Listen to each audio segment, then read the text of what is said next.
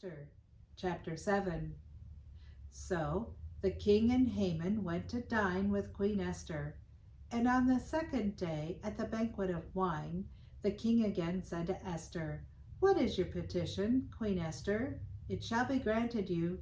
And what is your request? Up to half the kingdom. It shall be done."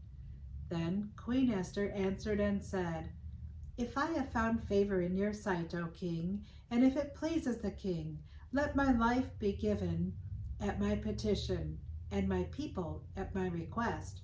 For we have been sold, my people and I, to be destroyed, to be killed, and to be annihilated.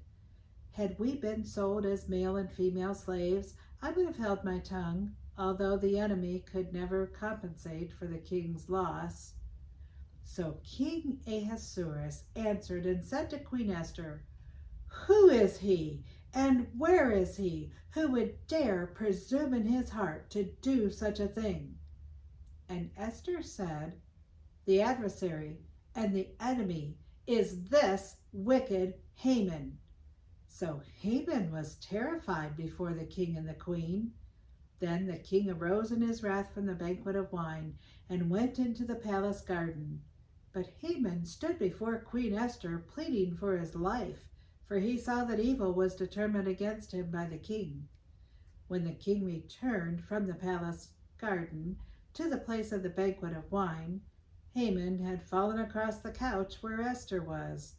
Then the king said, "Will he also assault the queen while I am in the house?"